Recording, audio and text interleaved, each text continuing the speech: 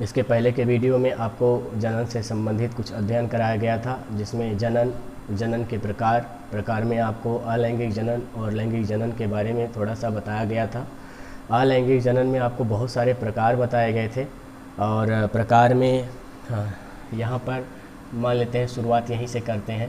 अलैंगिक जनन और अलैंगिक जनन में इसकी परिभाषा तो बता ही दी गई थी और इसके बारे में आपको यहाँ पर इसके प्रकार बताया गया था। प्रकार में द्विविभाजन, सबसे पहले तो यहाँ पर प्रकार लिख लेते हैं विभाजन, ये पहला प्रकार है। दूसरा प्रकार आपको बताया गया था विखंडन। तीसरा प्रकार है वो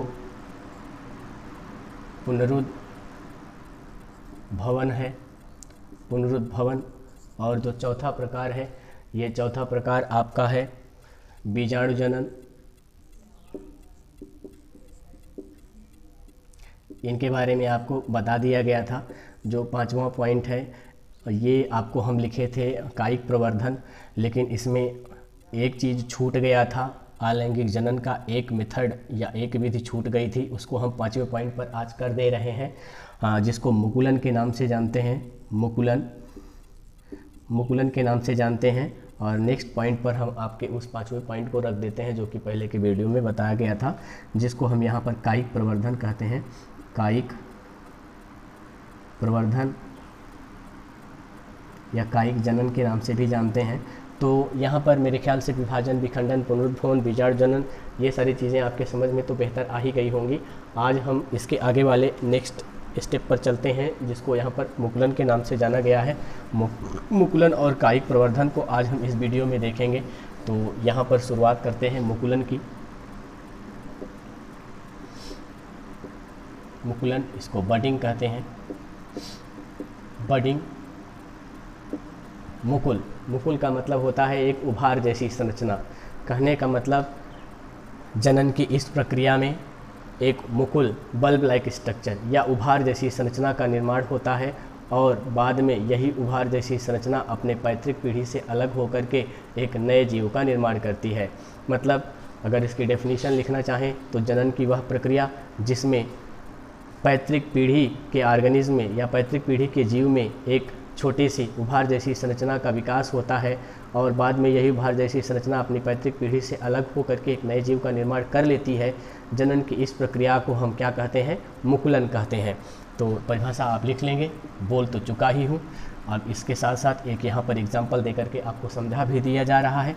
मान लेते हैं ये कोई हाइड्रा है, एक एनिमल है जिसको हाइड्रा के नाम से जानते हैं और ये सिलेंटेटा का सदस्य है। बहुत ज़्यादा इसमें स्पेशल स्ट्रक्चर बनाने की ज़रूरत नहीं है, उतना ही बनाएंगे जितने में आप समझ जाएं। तो मान लीजिए इसमें क्या होता है, फिर अगले स्टेप में क्या होता है, एक छोटा सा मुकुल इसमें बन जाएगा और जो छोटा सा मुकुल बन जाता है ये यहाँ पर बनता है, एक छोटे से मुकुल जैसी संरचना का यहाँ पर निर्माण होता है। और नेक्स्ट स्टेप में क्या होता है कि यही मुकुल, यही उभार जैसी जो संरचना है ये अपनी पैतृक पीढ़ी से अब अलग हो गई है, विकसित हो गई है और अलग हो करके यहाँ पर ऐसे ये आप देख रहे हैं कुछ ऐसी संरचना बन गई है। अब ये जब विकसित हो जाएगी तो विकसित होकर के एक नए हाइड्रा का निर्माण करेगी। तो इस तरह से मुकुलन की प्रक्रिया में मुकुल से एक नए जीव का निर्माण हो रहा है, मुकुल से हो रहा है, इसलिए इस प्रोसेस को हम मुकुलन के नाम से जानते हैं। अब चलते हैं कायिक प्रवर्धन के बारे में देखते हैं। कायिक प्रवर्धन के बारे में इसकी एक हल्की सी डेफिनेशन आपको हम बता ही चुके थे। हल्की सी डेफिनेशन क्या है?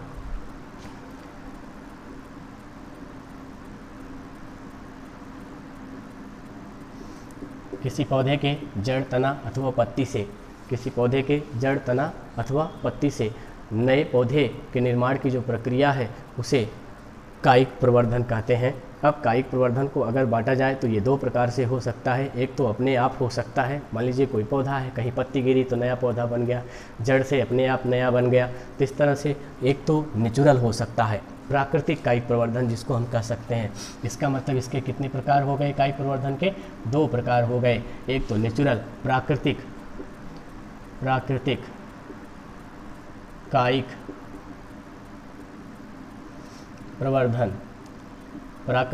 प्रवर्धन। इस प्रक्रिया में प्राकृतिक रूप से अपने आप पौधे की जड़ तना पत्ती से नए पौधे का निर्माण हो जाता है। लेकिन जो दूसरा मेथड है वो क्या है? कृत्रिम कायिक प्रवर्धन। यह कायिक प्रवर्धन नर्सरी में या हॉर्टिकल्चरिस्ट जो माली होते हैं, जो फूल वगैरह में इंटरेस्ट रखते हैं, वो क्या करते हैं? कृत्रिम कायिक प्रवर्धन करा करके नए नए हिसाब से नए नए प्रकार के फूलों को विकसित करते हैं या और भी विभिन्न प्रकार से उत्तम गुणवत्ता वाले पौधों का निर्माण करते हैं। तो यहाँ पर हम देखेंगे कि यह प्रवर्धन, कायिक प्रवर्धन अपने आप नहीं बल्कि मानव द्वारा होता है और मानव कृत्रिम कायिक प्रवर्धन को कई प्रकार से करते हैं। तो इसके भी कितने प्रकार हैं? इसके 3 प्रकार हैं। आज हम इन तीनों प्रकारों को यहाँ पर देखेंगे। पहला प्रकार है लेयरिंग।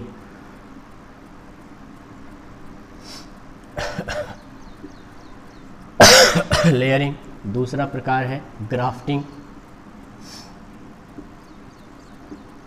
और तीसरा प्रकार है कटिंग।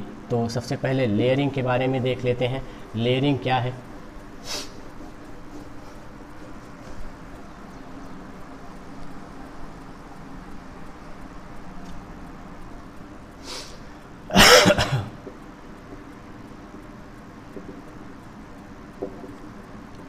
इस प्रक्रिया में होता क्या है कि मान लेते हैं अगर कोई भी पौधा है तो उस पौधे में हम करते क्या हैं?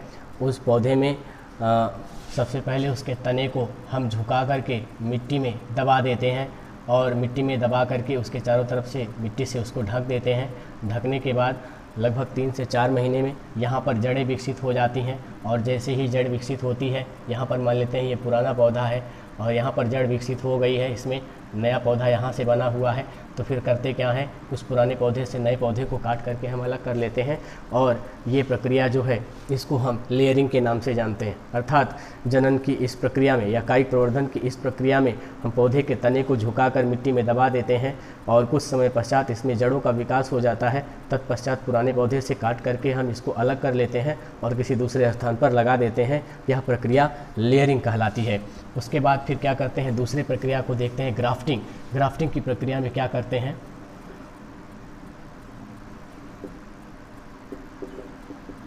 ग्राफ्टिंग की प्रक्रिया में क्या करते हैं? इस प्रक्रिया में 2 पौधों की आवश्यकता होती है। एक पौधे का तो तना रहता है तथा दूसरे पौधे का जड़ सहित भाग रहता है। ऊपर से इसको काट देते हैं। तो इसका मतलब किसी पौधे के उत्तम गुणवत्ता वाले पौधे के तने को किसी निम्न गुणवत्ता वाले पौधे के तने के शीर्ष पर लगा देते हैं और इसमें एक ऐसे सेट करते हैं ताकि ये पौधा ऊपर की तरफ लग जाए। तो यहाँ पर देख रहे हैं नीचे की तरफ जो है ये निम्न गुणवत्ता वाला पौधा है, निम्न गुण वाला पौधा है और ऊपर की तरफ जो है वो उत्तम गुण का पौधा है। तो इस उत्तम गुण के पौधे को लगाने से हमें फ़ायदा क्या हुआ कि नीचे की तरफ का जो प्लांट था, मान लेते हैं आम का ही कोई प्लांट हो, नीचे की तरफ का जो प्लांट था, ये प्लांट क्या करता? बहुत छोटे छोटे आम देता, देसी है मान लीजिए, लेकिन ऊपर उत्तम गुणवत्ता के किसी प्लांट के पौधे के तने को काट करके लगाया गया है। तो अब ये ऊपर की तरफ जो उत्तम गुणवत्ता का पौधा है ये आगे ये आगे शाखाओं को विकसित करेगा और उन शाखाओं में उत्तम किस्म के, उत्तम वैरायटी के जो बढ़िया फल हैं वो लगेंगे। तो इस तरह से इसके माध्यम से हम यहाँ पर उत्तम गुणवत्ता के पौधों का निर्माण करते हैं। ऊपर की तरफ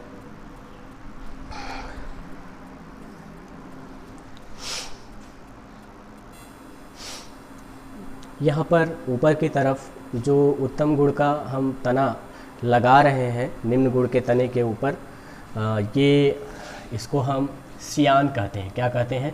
सियान।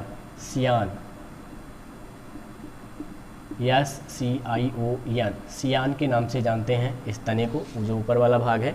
तथा निम्न गुणवत्ता का जो पौधा है जो जड़ युक्त है पहले से ही, इसको निम्न गुणवत्ता के पौधे को स्टॉक के नाम से जानते हैं, स्टॉक। तो इस तरह से आप इसको जानते रहेंगे।